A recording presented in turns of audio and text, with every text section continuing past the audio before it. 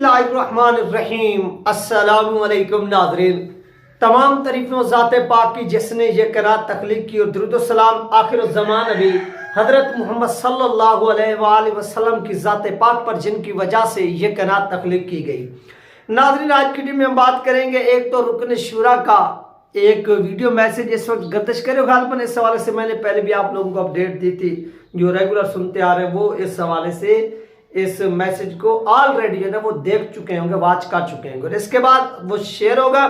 फिर इसी चीज की जो हिमायत है वो तहरीक इंसाफ के MNA अली मोहम्मद खान साहब ने नेशनल असेंबली के अंदर खड़े होकर की है TLP के हक में। तो ये भी आप जो है इस वीडियो के अंदर देख सकेंगे, सुन सकेंगे, जान सकेंगे कि उन्होंने फिर क्या कहा। यानी सेम टू सेम उन्होंने जो TLP का मौक़िफ़ था उसकी हिमायत की और जो कमीशन बनाने का इस्लामाबाद हाई कोर्ट जो एस्टेब्लिशमेंट की लाउंडी है और उसके इशारे पर फैसला करती है, उसके अंदर बैठे हुए जजेस उनके इशारों पर वो नाचते हैं, डिसीजन देते हैं।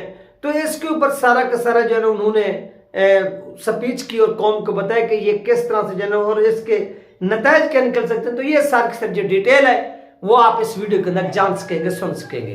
चैनल पर नए हैं तो इसको लाजमी सब्सक्राइब करें, वीडियो को शेयर करें और कमेंट्स भी करें। जितनी बहन भाई देख रहे हैं ये आपसे मुद्देबाना गुजारिश है, रिक्वेस्ट है। तो चलते हैं नाज़रीन, सबसे पहले आपको रुकन शुरा जिसमें रिजवान सैफी साहब और सैयद इनायतुल्लाह शाह साहब जो है वो मौजूद हैं।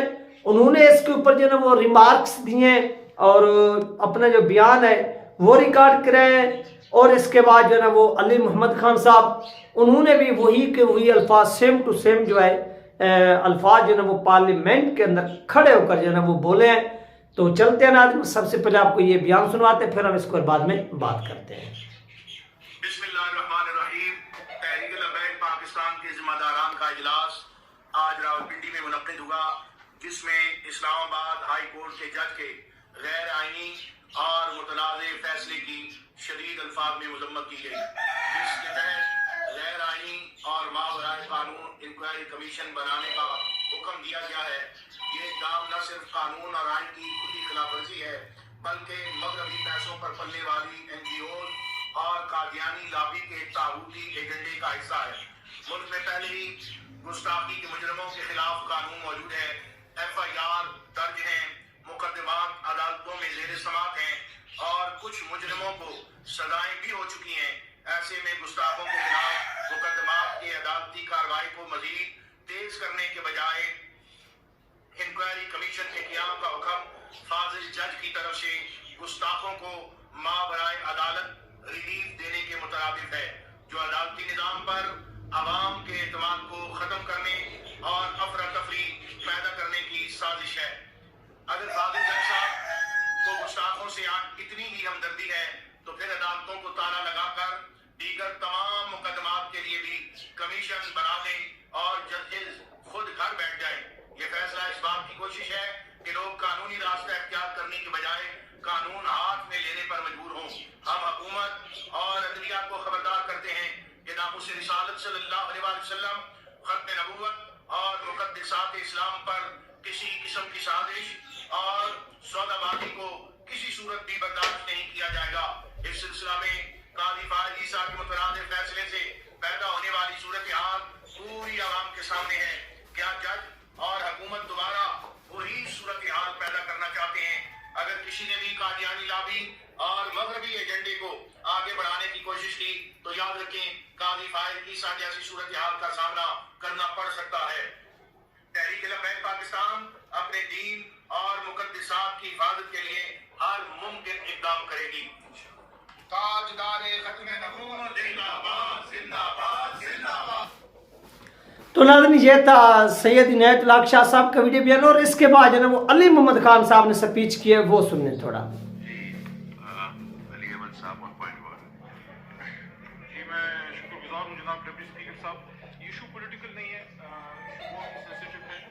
मैं पूरे अवाम की तवज्जो भी चाहता हूँ, आपकी तवज्जो और हमदर्दाना गौर भी, खासकर हुकूमती मेंबरान की जो मुस्लिम नून से जिनका ताल्लुक है, क्योंकि ज़ाहिर वजारतों में आप हैं, पीपल्स पार्टी की भी इसमें सपोर्ट सब इसमें चाहिए होगी।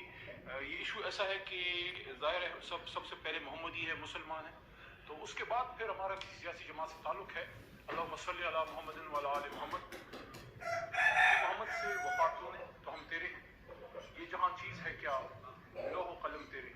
شاہ صاحب گزشتہ کچھ عرصے سے کشمیر میں یہ ختم نبوت والے شو اس پہ کہ گزشتہ کچھ عرصے سے سوشل میڈیا پہ بے انتہا بلاسفیمس مٹیریل آ رہا ہے جس میں حضور نبی کریم صلی اللہ علیہ وآلہ وسلم، ان کی شان رسالت، امہات المومنین، اہل بیت اور صحابہ کرام، تمام مذہبی شخصیات اور قرآن سب کو ٹارگٹ کیا جاتا ہے اور یہ سسٹمیٹک ہو رہا ہے. میری درخواست ہوگی حکومت وقت سے کہ اس کا اسٹرانگ نوٹس لیں اور خود اس میں مستغیث بنیے، بجائے اس کے کہ اس میں جناب ڈپٹی اسپیکر صاحب پرائیویٹ لوگ آئیں، اس سے پھر ایشوز بنتے ہیں. ہمارا ایک اسلامی ملک ہے، اسلامی نظریہ ہے اور ختم نبوت پہ ایک قانون بھی پاس ہو چکا ہے اور اس ایوان کو یہ اعزاز حاصل ہے. بھٹو صاحب کے دور میں پاس ہوا تھا، پورے ایوان نے یونانیمس پاس کیا تھا. مفتی محمود صاحب تھے اس میں این پی کی ریپرزنٹیشن تھی، اسے جتنے بھی لیڈرشپ تھی سارے انہوں نے سپورٹ کیا تھا. قرآن میں اللہ تعالیٰ فرماتے ہیں کہ ما کان محمد ابا احد من رجالکم ولکن رسول اللہ وخاتم النبیین وکان اللہ بکل شیء علیما. سورہ احزاب آیت نمبر 40. اور حضور نبی کریم صلی اللہ علیہ وسلم کا اپنے کا خود کا ارشاد مبارک ہے، حدیث مبارک کا مفہوم ہے کہ انا خاتم النبیین لا نبی بعدی، کہ میں آخری نبی ہوں. حضور صلی اللہ علیہ وسلم نے فرمایا آخری نبی رسول، اس کے بعد کوئی نبی نہیں آئے گا، کوئی رسول نہیں آئے گا. تو سسٹمیٹیکلی جو سوشل میڈیا پہ ہو رہا ہے اس کا نوٹس لیا جائے اور اس پہ سائبر کرائم ونگ جو ہے وہ ایکٹیو ہو. جناب ڈپٹی اسپیکر صاحب، اس پہ ایک کیس چل رہا ہے جس میں ڈائریکشن آ چکی ہے، محترم اسلام آباد ہائی کورٹ میں آیا ہے سردار اسحاق خان صاحب کے، ان کا اس میں فیصلہ آیا ہے 31 جنوری 2025 کو، جس میں 28 فروری 2025 کو ری لسٹ ابھی دوبارہ وہ لگنا ہے. بڑا امپورٹنٹ نقطہ یہاں میں رکھنے لگا ہوں. اس میں یہ ڈیبیٹ ہوئی. جناب ڈپٹی اسپیکر صاحب آپ کی توجہ چاہتا ہوں، آدھا منٹ، باقی تو میں بات اس میں نہیں کروں گا، زیادہ پولیٹیکل بات ہی نہیں کروں. انہوں نے اختیار دیا حکومت وقت کو اور وہ آپ کے سامنے وہ ریلیونٹ پورشن میں پڑھ دیتا ہوں. یہ بڑا اہم نقطہ ہے جس پہ علماء کا اعتراض آ رہا ہے، اس لیے میں ایوان کے سامنے رکھ رہا ہوں کہ وہ فرماتے ہیں محترم جج صاحب، اور انہوں نے اختیار حکومت کو دیا ہے. وہ کہتے ہیں کہ what should be the constitution of the commission، کہ کیا اس پہ کوئی کمیشن بنے. This is a matter within the discretion of the federal government.